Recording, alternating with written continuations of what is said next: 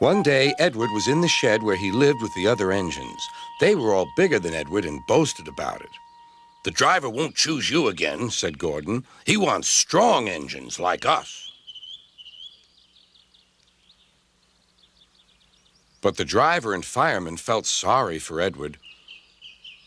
"Would you like to come out today?" "Oh, yes, please," said Edward. So they lit his fire, made lots of steam, and Edward puffed away.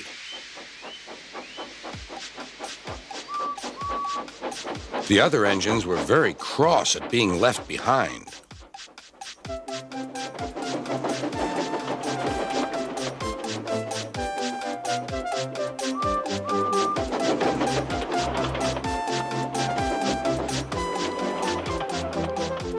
Edward worked hard all day. The coaches thought he was very kind, and the driver was very pleased.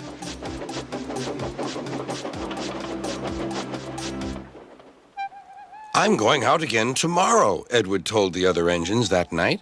"What do you think of that?" But he didn't hear what they thought, for he was so tired and happy that he fell asleep at once. Next morning, Edward woke up to find nothing had changed. Gordon was still boasting. "You watch me, little Edward, as I rush through with the express. That will be a splendid sight for you. Goodbye, little Edward. Look out for me this afternoon."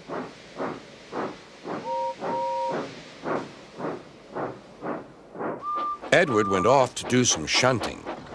He liked shunting. It was fun playing with freight cars. He would come up quietly and give them a push. Then he would stop, and the silly freight cars would go bump into each other. "Oh!" they cried. "Whatever is happening?"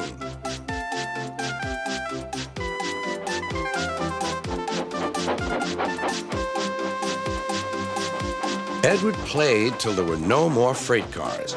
Then he stopped to rest. Presently, he heard a whistle.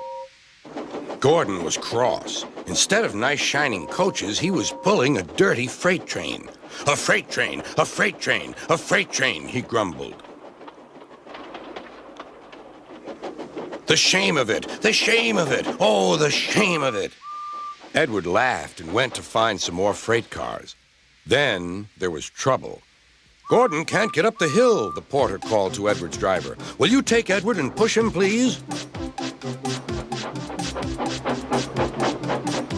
They found Gordon halfway up and very cross. His driver and fireman were talking to him severely. "You're not trying." "I can't do it," said Gordon. "The noisy freight cars hold an engine back so." Edward's driver came up. "We've come to push."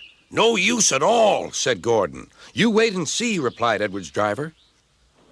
They brought the train back to the bottom of the hill.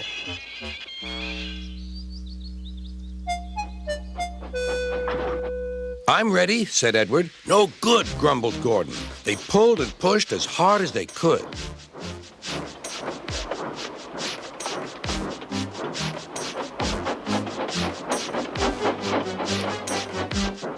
"I can't do it! I can't do it! I can't do it!" puffed Gordon. "I will do it! I will do it! I will do it!" puffed Edward. Edward pushed and puffed and puffed and pushed as hard as ever he could. And almost before he realized it, Gordon found himself at the top of the hill. "I've done it! I've done it! I've done it!" he said proudly. He forgot all about kind Edward and didn't say thank you. Edward was left out of breath and far behind, but he was happy because he had been so helpful. At the next station, he found that the driver and fireman were very pleased with him.